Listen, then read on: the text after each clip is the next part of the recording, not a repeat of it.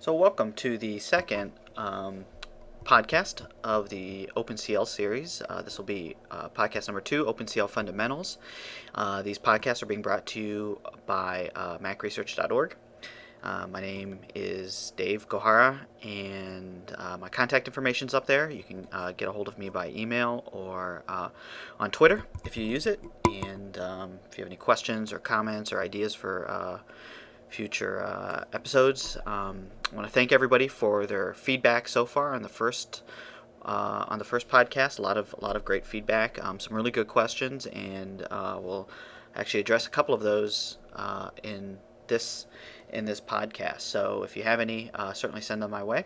I'd like to do a little bit of quick housekeeping here. First, I want to actually thank our hosting service, Macius. They actually host the macresearch.org web server in their facility, and they really help us out quite a bit by giving us a lot of good bandwidth, and when we need somebody to go and do something physically with the server and whatnot, they're really great guys, and so they've been really good to us, and so I wanted to give them a quick thank you.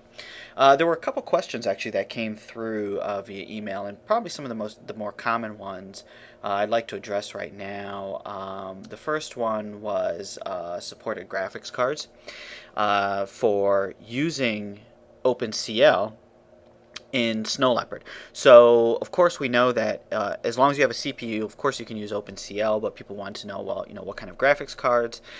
This is actually the list of the graphics cards. So if you have a Mac, MacBook Pro, any kind of Mac that has any one of these graphics cards in it, you will also be able to use OpenCL with your graphics card, so you'll be able to take advantage of that.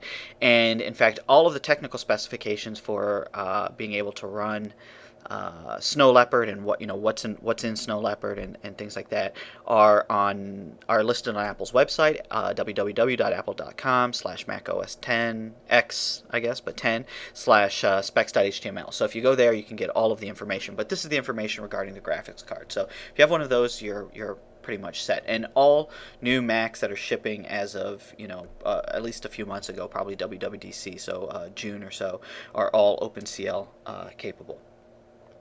So the second question, which was actually a really, really good question, and this one came through a couple times. I had talked about GPU performance and why these things are such, beasts in terms of their floating point abilities and whatnot. And so I thought I'd really answer this question from a hardware side, because I think it makes a little bit more sense when we think about it this way and why it is. And so up here, what we're looking at are two types of processing units. One is a CPU, and the other one is a GPU. This is from the one on the left is the CPU is a Core 2 Duo. This one, I believe, is a Conroe, so it's kind of old. It's actually 2 or 3 years old, I believe. But it illustrates the point. This is a 2-core chip, and one of the things you'll notice if you look at this is that it kind of looks like a city map almost, but one of the things that you really notice, and I think which is quite amazing, is you see these big blocks of stuff down here. These are right here. This is the cache that like L2 cache and things like that. And the purpose of cache on CPUs is to hide memory latencies. So when you're trying to get data from RAM down into the CPU, you want to put stuff that's used frequently. You need to kind of store it someplace, and the CPU does this. And the way they sort of buffer this is by putting this stuff into caches. And so what you can see is that a significant portion of the die space is really being used for having some really fast local memory. Whereas if you contrast that with the GPU, there's very little cache on these things at all. In fact, most of the things that you'll do on a GPU aren't cache backed at all. If you look at it, these areas here are the fragment shader processing units. Memory controllers are here. These areas here, and here are the texture processing units, and right here in the middle, I believe, is the thread management hardware. So that's another important thing too, which we'll talk about a little bit later, is that GPUs manage threads in hardware, which is a very, very important concept, and why they can do things very, very quickly. And it's important also for example, in being able to hide memory latencies and things like that. But the point is that there's very little of this die space that's actually being used for local memory. All of it's devoted to just the transistors that are involved in doing math and processing of information. Whereas on the CPU, that's not the case. And I think that just sort of looking at these from the hardware point of view kind of just drives this home that the CPU, 50% of it looks like, if you just sort of, look gauging it, is really just spent on having some really fast local storage for information for the CPU to use. So that's probably one of the more important things to consider, and it's an important thing to consider when you're talking about performance on GPUs versus CPUs. So with that said, let's continue actually with this week's or this current episode, I guess.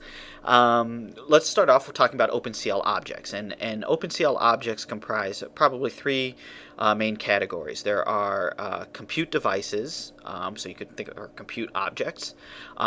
We have memory objects, which are our data arrays or images, which are also effectively data arrays, but conceptually they're broken down into arrays and images. And then we have executable objects, that is our compute program, which is a global collection of things that are going to execute, that OpenCL is going to actually execute, which effectively are our compute kernels. So in other words, a program consists of many compute kernels, and you'll see that a little bit more clearly as we step through these. So OpenCL objects, starting with devices.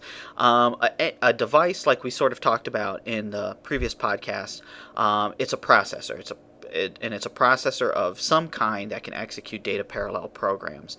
And so if you think in terms of, let's say, a CPU, a 4-core CPU, the compute device is the whole CPU. Each core could be a compute unit. And within each core, there are elements, there are pieces, parts and pieces that are designed to actually do the work, and those are our processing elements. What do we consider to be compute devices? Well, I said CPUs. GPUs, of course, are also compute devices.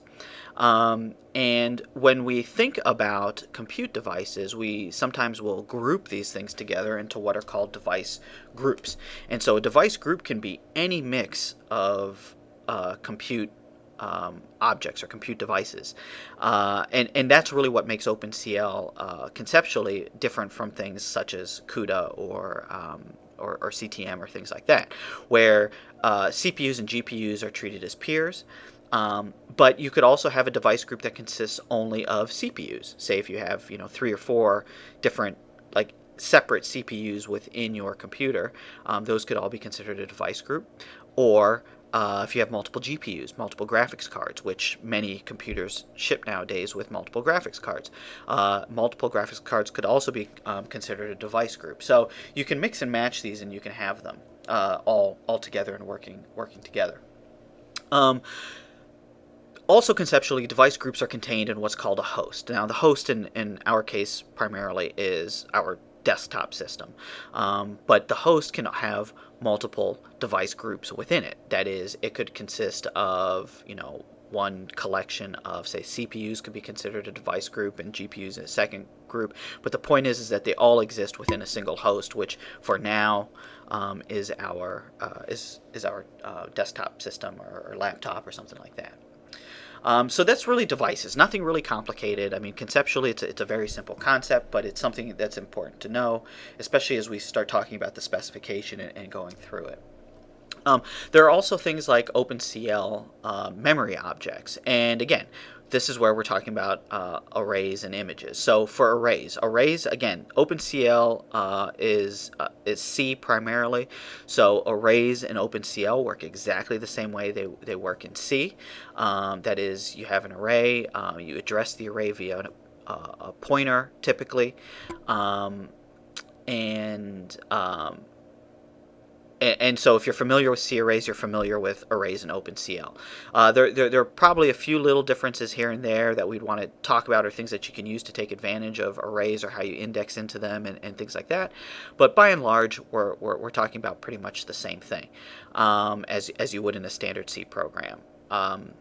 The key differences in arrays between CPUs and GPUs is that on a CPU, reads and writes on the CPU are cached. Remember, we were talking in that picture a little bit ago, where you have all this cache and where data is stored and whatnot. On the GPU, they typically aren't. And I say typically because there are ways to cache data on a GPU. You can put them in, say, like texture caches and things like that. And those things are important under certain circumstances, but by and large, you typically don't worry about those kinds of things at the first pass. You tend to use them when you're really trying to get a lot of optimization out of your kernels and really kind of make them scream. So that's arrays. That's one type of memory object. The second type of memory object is images. And there are two classes of images, 2D and 3D images, as OpenCL memory objects. The image data, if you specify using it to use an OpenCL image type, that data isn't accessible the same way you would access, say, an array. So if you had a buffer pointing to image data, it's not exactly the same. So you can't actually use a pointer with an image data type in OpenCL. And the image data is stored in a very optimized nonlinear format, so something that the graphics cards really want and expect. So years and years of development have gone into these kinds of things, and so it's not exactly it's not exactly the same. But the important thing here is that the data reads use the texture cache, and so this is what I was kind of talking about. And there are ways to take even your own non-image data and effectively pretend that it's an image data type to use the texture cache if you need some values cached for faster access and things like that. So the third type are OpenCL executable objects, and the smallest portion of that is the compute kernel. And a compute kernel is effectively, it's a data parallel function that gets executed by or on, really, the compute object, so our CPU or our GPU. And if you look over here at the right hand side, a kernel is very simple. I mean, it's effectively a C function. If you look at this is nothing more than a C function with some extra decorators that the OpenCL spec sort of supplies. For example, kernel, where the memory is located, and we'll talk about that in a couple slides when we talk about global memory and things like that. But basically, this is really just a straightforward function. And basically, if we step through this, what we're saying is let's just sum up two numbers from array A, array B, and store it in the answer array. If we look at this linearly, what we can see is we have array A, we have array B. We're going to perform an operation on each one of the elements of this array and store it out into answer. That's effectively what we've done here. Now, what you'll notice in looking at this is that there's no loop. You say, well, where's the loop? I have an array of 8 elements, but you're only showing me the thing. Now, remember, each kernel, or the kernel itself, is designed to execute on a single element of something. In this case, each element is an element in our array. And so basically, each kernel, every time it executes, it's gonna be given a global identifier, something that says I am, element number 3. Okay, so I'm element number 3. This is C, so we're 0 based. I'm element number 3, and index number 2, of course, but element number 3, and I am going to have this value added to this value and stored at this point. So this is basically all it does. So each kernel is a work unit, or is a work item, and that work item affects each one of these little guys here. Okay, so hopefully that made sense. Then the second portion of OpenCL objects, the executables, or OpenCL are compute programs. A compute program is simply a collection of compute kernels and functions. And now this is an important concept because when we start writing some kernels and we start looking at kernels and things like that, we can organize them however we want. And we typically would tend to organize them, say, in a file, something that has all of our kernels maybe listed in it. But kernels can call functions within the same file, and if you want to kind of keep your code like neat and clean or something like that, or if you have a lot of kernels that you need to use throughout your program at various places, you don't need to have 80 files or 80 strings or anything like that. You can put them all in one place, and then you can just call them, and you'll see how that works in a little bit, but you can just call them from there. Now, this also brings up a very sort of interesting point about objects and kernels and things like that. One of the key things about OpenCL is, in terms of how it works, and we'll talk about this more in depth later, but is that there's this concept of using JIT compilation, JIT, just-in-time compilation, and there are pros and cons to that. There are a lot of pros actually to it. And in Snow Leopard, the compiler that's used for OpenCL, I believe, is LLVM. I'm pretty sure it's LLVM that does the compiling. It does JIT compilation on your kernels as your program's executing, and we'll talk about performance and all of those kinds of things, because a lot of people are probably saying, well, how can that be efficient? I should probably just compile once and all this kind of stuff. But there are a lot of really good benefits to that, and the LLVM compilers are blindingly fast. They're just amazingly. It's just absolutely amazing. People, if you're a developer and you haven't used LLVM yet, or you're looking to use it, or if you have used it, I mean, they've really put the effort out there to make this. It's just phenomenal. I mean, that's really all I can say. It's just really amazing. And so we'll talk more in depth about this a little bit later. But the point being that you write all of these things, they get compiled either at runtime, or you can pre-compile them if you really need to. And as a program, it gets loaded, and then your OpenCL program, when it's running, will call into that and find the right function, and then, or the right kernel or function, and execute that when when it needs to. So along those lines, now that we've sort of discussed these, we need to talk about work units. And work units are an important concept, and I'm going to compare this to CUDA here, for those of you who are coming from CUDA, or just even conceptually when we think about work and things like that on the CPU. So a unit of work in OpenCL is called a work item. Okay, typically what we would tend to think of this, if you're from CUDA certainly, a work item is called a thread. But you can think of these things as threads, especially on the GPU, because each instance of a kernel executing is typically done by a single thread. So you might have an array that consists of 1 million elements. There may be 1 million threads executing, and that might sound completely mind-boggling when we sit here and worry about 8 threads, or even some maybe 20 or 30 threads on a CPU executing for a process. Here we might be talking about millions of threads, and so or tens of thousands of threads at the very least, I should say.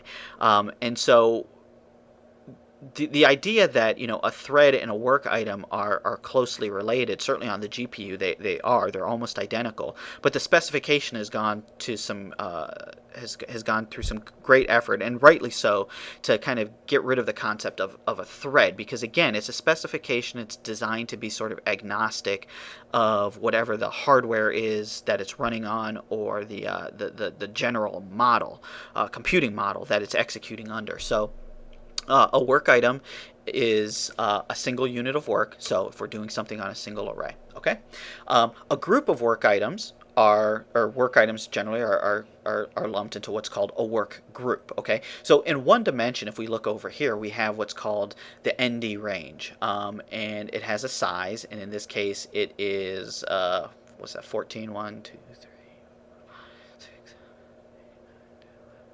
14. Okay, so it's 14. So in this case, we would say our ND range in X is 14. So we have 14 work elements, and I'm sorry, 14 work items, and they're all grouped into a single work group. Now, we could split up our work group. Our ND range would still be the same. Our ND size would still be 14. But now we introduce sort of a new concept called the work group size. It's a way of partitioning out our problems such that so that we break apart like the larger piece into smaller chunks, and this will become very, very clear when we start really talking about optimization, and certainly on the GPU when we need to have when we talk about like shared memory and local memory and things like that. Work groups are very, very important on the GPU. And so what you'll typically tend to see is that the ND range size is referred to as the global size. So this is the size of the entire problem that we're trying to address. And the work group size is referred to commonly as the local size. Now, I'm going to jump ahead just a little bit and say that on the GPU, the local size needs to be an even it needs to divide evenly into the global size. It always has to do that.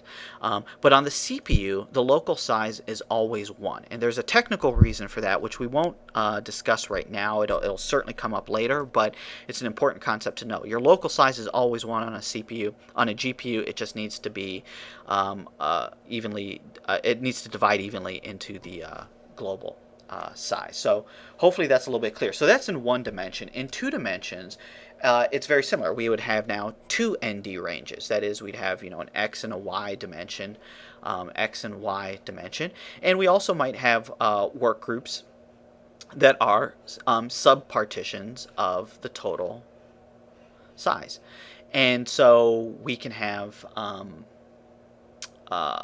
again, it just has to be evenly divisible into this. And there are certain numbers that we kind of typically want to hit. Powers of 2 are always good, which this clearly is not. But powers of 2 are good and things like that. And then, of course, the concept extends also to 3 dimensions. So in OpenCL, work units can be 1, 2, or 3 dimensions. They have natural support for all 3 of those, and there are intrinsic functions that make it very easy to index into those. So you specify your ND range, say, as being a 1 or 2 dimensional problem up front, and you get for free the ability to index in a way that's very natural and logical. So it's a really nice way conceptually to break up problems, and this is a great way to break up problems, especially for scientific computation, where you're typically having to deal with 2 or 3 dimensional space. So often you have to deal with multi-dimension space, but currently OpenCL just deals with 3-dimensional data as a maximum. And so then extending also the workgroup size concept, we do have our ND range size. If we just look at one of these workgroups, we now have workgroup size in X and workgroup size in Y, and it's the exact same kind of concept. These numbers, these values don't have to be the same. So you don't have to have square problems, but again, whatever your size is here, it must evenly divide here, and whatever this local size is here must evenly divide over into the ND range size on that axis. So those are important concepts, and I'll iterate and I'll talk about those more, and we'll go over that again in context. So hopefully it'll make a little bit more sense if you're still having a little bit of a problem with that now.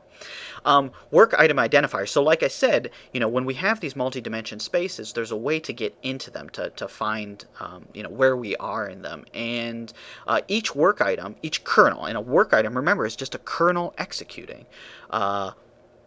It's a kernel executing. Each work item is aware of what element of a problem it's working on, because it can query OpenCL to get to find out what its global ID, or if we have the workspace partition, say we're on the GPU and we partition the workspace locally, we can also get the local ID. And there are built-in functions, get global ID, get local ID, and we tell it either 0, 1, or 2, depending on whether we're trying to get the X, Y, or Z coordinate information. And so on this up here, if we look at this, if I say, get global ID, say 0, but I'm work element number 2. Okay, so say I'm the kernel executing here. Okay, my global ID is going to come back as 2. If I'm the element working here, my global ID is going to come back as 6, and so forth in a one-dimensional problem. So there's easy ways to get to that information very, very quickly from within your kernel, so you know where you are and you know what, say, data you need to load or operate on and things like that. And that's what really makes this work, and one of the things that makes this very, very powerful. So if we talk a little bit more about kernels, kernels, again, it's basically the C programming language with some additions. We've talked about this. There are 2D and 3D image types. We have built-in methods. So, if you want to declare 2D and 3D image types, there are built-in methods, get local ID. There's a whole list of them, and we'll use a lot of them and talk about them. There are barriers and synchronization points, things like that. Ways to sort of query the hardware a little bit, not within your kernel, but outside the kernel as part of the implementation as well. And then there are vector data types, and that's probably one of the more useful things. And there are some other semantics to the language which are very, very powerful and very nice, and greatly simplify how you write code and access data elements and things like that. But the vector data types are probably of the most immediate interest, where, for example, we all know what a float is or what an int is, but the concept of having vector data types where we group floats together or we group ints together, where we could have something like a float2. So that would be a vector type consisting of 2 floats, but functionally that are loaded and worked on as a unit. So, for example, float2 is 1, but you could have float4s, and there are multiple ways to specify this. The language, or the specification, allows you to specify floats. Say like float2 is float2 or CL underscore float2. So there are different ways to do this if you need to protect. So you don't have like collisions between naming conventions and things like that. CL float2 is designed. CL underscore float2 is defined in the specification a very specific way to mean something very specific. Whereas float2 may be, if you pull it from another header or something like that, and you get some weird conflict or something like that you don't catch, it could be defined to mean something completely different. And so there are ways to always guarantee that you are always using the right data type in OpenCL. So continuing with kernels. Now remember, again, we said that each kernel executes as its own work item. Okay, on the GPU, each one of those work items executes as its own thread. Okay, so again, if we go back to this array, thread number 1 or thread 0, but we'll be working on this element, thread 14 or 13, depending on how we're really indexing them, will be working on this element here. Our instance of the kernel will be dealing with this element. As I mentioned, GPUs can host thousands of threads.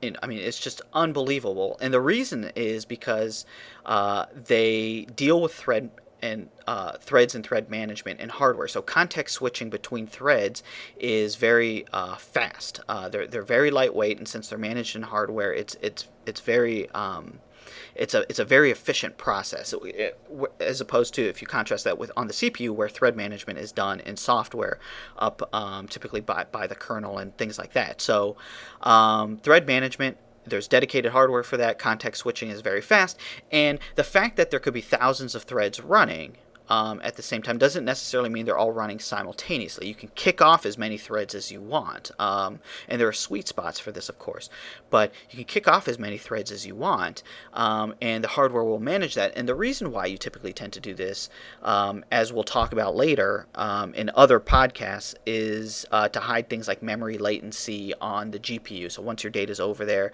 are certain levels of memory, and we'll actually talk about this in a second.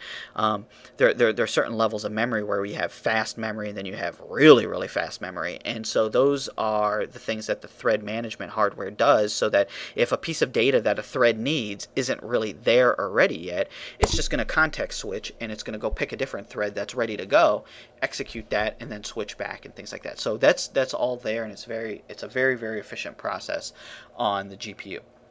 So let's talk about memory, and let's talk about address spaces. So in OpenCL, there are 4 types of address spaces.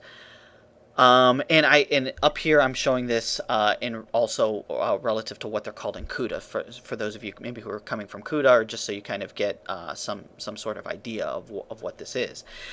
This is really the sort of canonical diagram that people use for GPUs, and this is the more important part. If certainly if you have questions in terms of how this would be done on the CPU, certainly welcome to ask. But there's a lot. I mean, there's a huge body of information out there in terms of CPU architecture, CPU design, and I can also recommend some books and things like that if those things are of interest to you. But there's a lot of that. And I really want to talk about the GPU because I think this is probably conceptually the thing that's the most new for the largest number of people who might be interested in this technology. So the CPU is really broken up into the GPU is broken up into these, conceptually into these different sort of areas. And so we have global memory. This is the big chunk of memory. So if somebody says, I have a graphics card with 512 megs of memory on it, they're talking about this sort of global memory pool.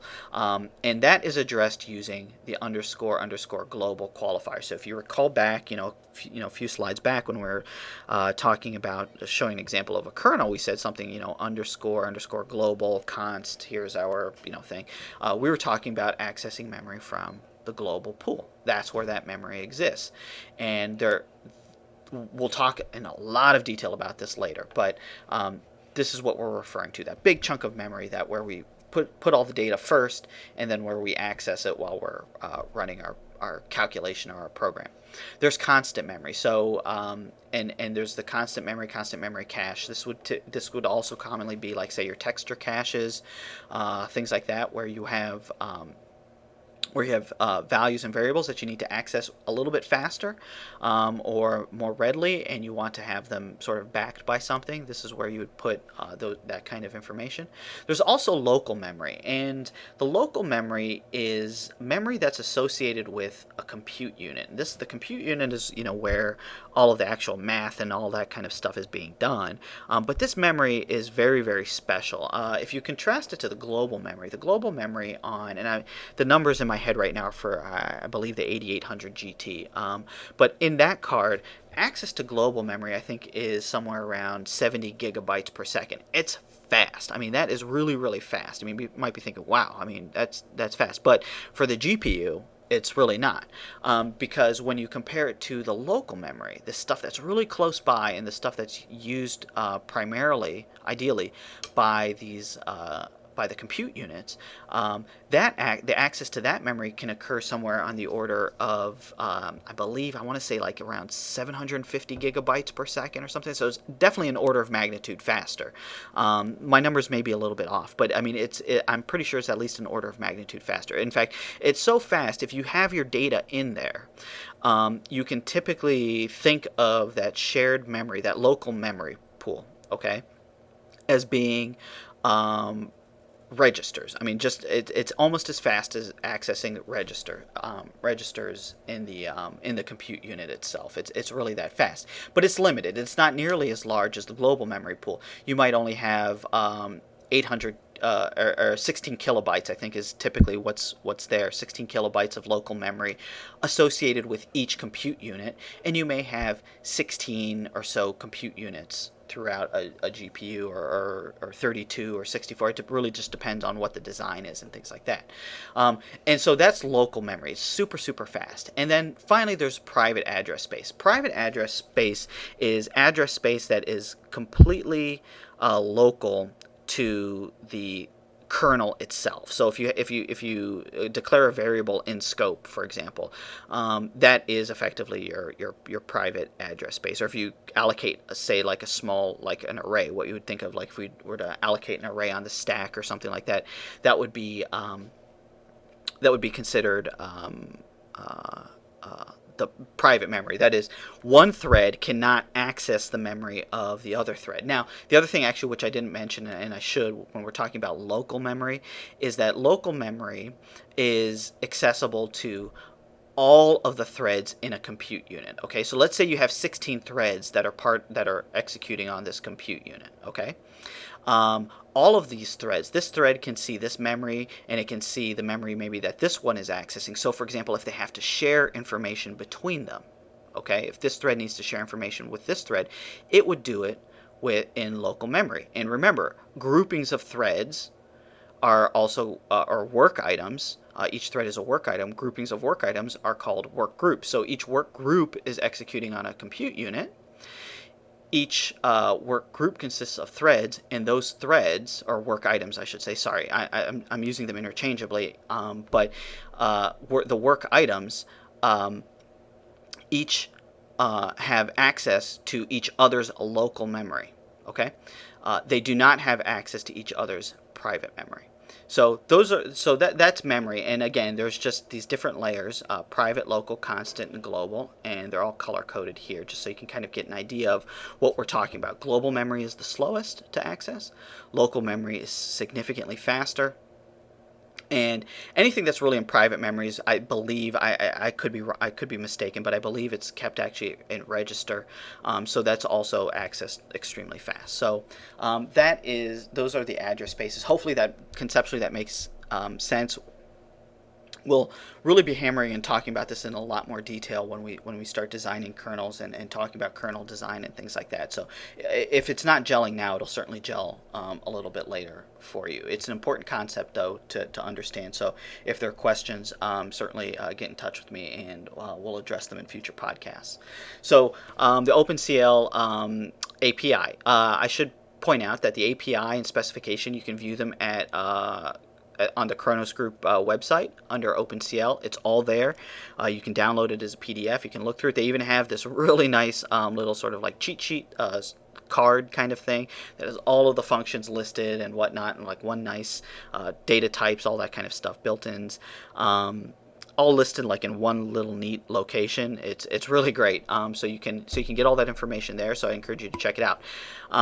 Now, in terms of using the API, there's really 5 main steps that we would need to go through in order to run an OpenCL calculation. That is, we need to initialize OpenCL. We have to allocate our resources. So that would be memory and things like that. We need to put together our programs and our kernels. We need to execute them, and then since we're good programming citizens, we need to tear down and release any memory we've allocated and things like that. So let's walk through an example calculation. This is actually taken from some real code, but it's kind of abstracted away just so that it's not too busy. We'll do real code in the next podcast. So we're going to do an example calculation. We're going to process a 2D array of data. We're using the GPU in this example. The data is going to come from, let's say, an image file, but a buffer, an 8-bit, let's say, grayscale image. And like I said, the details of the calculation aren't really important. It's just to give you sort of a walkthrough of the steps and what you need to do, to get from start to finish. And so the image conceptually is going to be, let's say, this image of my good friend here, Bub Rub. Actually, he's not my good friend. I don't know him. But there's this great video on YouTube years ago came out about these whistle tips in California. Somebody interviewed him. It's super funny, and it's so funny I've put the link to the YouTube video is listed at the end. It's just really funny. Check it out if you're in the mood for a laugh. So anyway, the example calculation. Basically what we're going to do is we're going to take our problem and we're going to operate on every pixel in this image. And we're going to conceptually break up this. It's a 2D problem, so our ND range size is going to be 2. We have an X and Y dimension, and we're going to break it up into each dimension into 2 work groups. Okay, so we're effectively partitioning our problem into 4 work group spaces. Now, in reality, you would never do something this coarse grained on the GPU. Your work groups are going to be much bigger in terms of the number of elements per unit, and you're going to have a lot more of them. But just to make it look nice on the screen, I'm just breaking it up into 4. But just pretend each one of these is a really, really big pixel or something like that, and that'll kind of get you the idea there. So initialization. The first thing that we have to do is we need to select a device. So you can get all of the devices that exist in a system. You can either get the first one, or you can get an array of them. Return type. So we ask, what devices, we poll what devices are available, and in this case, I'm looking specifically for GPUs.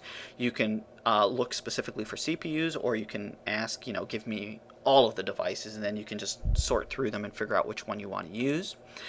We need to create a context. The context is associated with that specific device that you're going to run your calculation on, and that context is what's used, is effectively sort of like the backing store, if you will, for all of the information associated with the job and things like that. And then within that, we're going to create a command queue, and that command queue is where we're going to, if we need to say issue the command to push data out to the GPU, it'll go into the command queue, and then the command queue will execute that when we tell it to execute, if we force it to, or when it gets to that point, it will then go and execute the commands that are in the command queue. So the command queue is effectively your list of instructions that say, okay, do this, now run this kernel, now do this, now read this, now write this out, that kind of stuff. Okay. So the next step is allocation. Now we want to do a calculation, and we need some memory. Okay, so we've got our buffer. We're going to create a buffer. It's going to be read-only memory, which means that we're going to put a bunch of data into it. Okay, but we're never going to modify that. And there's differences, because the compiler or the implementation might say, okay, if this is read-only memory, I'm going to try and stick it here where it might be used more efficiently or something like that. And we're also going to enqueue the write. That is, we allocate the memory, we create the buffer here, okay? But we need to do something with this. We need to fill it in, which is what we're kind of doing here with CL enqueue write buffer. But then we also need to get that data pushed out to the graphics card. Remember, all of this code is executing on is executing over on the host itself, the main portion of the computer, and we need to get the data from the CPU, from the host over onto the compute device itself. And this is what this command will do. It will say effectively, take this memory that's coming from my real buffer. You're going to stick it into this OpenCL memory object buffer, and queue this command into the command queue. Okay, and then finally, once we've done all this, we're going to say, okay, now go do this. If you let it set, it will do it eventually, but it might not do it right then and there. And say, for example, if you want the write to happen before you go and execute some other sets of commands, you want to specify this. Now, when I say, before you want it to do some other commands, I'm saying some auxiliary functions that you might call over in the main portion of your application. Unless you explicitly tell OpenCL to execute out of order, it will always execute the commands in the order that they're put into the queue by default. That is the default. So if you put this in here, this write command here, and then you have another one, whatever order they go in is the order that they're going to be executed in. So you don't have to worry about things happening randomly, but you just want to be aware that you might want all of this data loaded up before, let's say you start a timer and you want to get some accurate measurements of timing or something like that. So anyway, that's allocation. And so then moving on, we've got program the program and kernel creation, where we have our programs. Our programs are simply it's a file sitting someplace, or it's a C string or something like that, where we want to read it in, and we want it to just generate the program, and then we ask it to build the program. And when we build the program, that's actually when we're doing the compilation part, right? That's when the just-in-time compilation is occurring. Okay, and then we want to actually create a kernel. We want to create a specific kernel from this program. And here what we're saying is, this is our program that we've just built. I'm going to create a kernel. My first kernel is going to be called, in this case, it's called MDH, and this comes from something else. I should have changed it. But if you go back to the kernel example way back, when we called it sum, you would replace MDH with sum. And so that says that kernel, the first kernel that I'm creating is the sum kernel. I could have another kernel called multiply, and that would be kernel 2, and so forth. And so we would create all of these kernels. You can create as many as you want, as many as are in your program, certainly, and then you go from there to get that going. So that's program kernel creation. And then, of course, once we have everything created, we want to execute this. So there's a couple things we need to do. If our kernel takes arguments, which it most certainly needs to, in order for it to do anything, we have to set those. And so we sort of set our kernel arguments up, and we enqueue our kernel into the command queue. Now that we've set up, the kernel arguments, once those are all set up, we can then set up our command queue to execute this kernel. So basically what we're saying is, in this command queue, execute this kernel. The ND range size is 2. It's a two-dimensional problem. Okay, so our global work size is 2. Okay, we have an NX, an X and Y dimension. But we're also going to do this, we're also going to partition the problem into local work size. Okay, our local work size is broken up into 2, but the number of elements when they're referring to the actual size is the number of elements in that dimension that are going to be processed. So, in this case, it would be nx divided by 2 or ny divided by 2. Let me say that again a different way. We partition our problem in each dimension into 2 chunks. Okay, in a two-dimensional problem, that means we have 4 chunks. Okay, but the number of elements, this is always referring to the number of elements that we're going to want to process, the number of work items in each dimension. So globally, our work size, okay, the number of work items, say in the x dimension, nx, if we go back to the original example, or to the example a couple slides ago, is 14. In the y dimension, it's also 14. Okay, so that means our local work size, if we want to partition it into 2, our local work size is going to be 7 and 7. Now, again, that being said, these numbers are terrible. Do not ever use 14 or 7 or anything like that. It's a world of hurt you're begging for. It's just not going to work very well. So powers of 2, they're your friends. Learn them, love them, live with them. It's powers of 2, okay? And there's some key powers of 2 that we'll talk about, especially when we start talking about optimization and things like that. So anyway, so we get this thing queued. It's ready to go. We might issue another CL finish command queue just to force it to actually execute. And then when we're done, of course, we want to get our results back. So we might read a buffer, and we might read it from this memory object, and we might store it into this array and things like that. And then when we're done, of course, we want to release all of these things. We want to free up the memory that we've allocated, that's been allocated and used to generate our kernel and our program, our command queue, and our context, only because we're good citizens. If your program's about to terminate, you can be lazy and sloppy about it and just let it go. But we want to be good citizens here. And the primary reason being that you may do other things in your program, and you might only need to instantiate this once. So you don't want memory leaking or anything like that. But typically, you won't. You'll build your programs and your kernels and everything. You'll do that once, and then you'll just reuse them over and over again. And I'll try to drive that point home in one of the later podcasts, at least, just so you kind of get a feel for this, and so you're not also doing inefficient things like rebuilding your program, recompiling it every single time you try to execute the kernel, say, for example.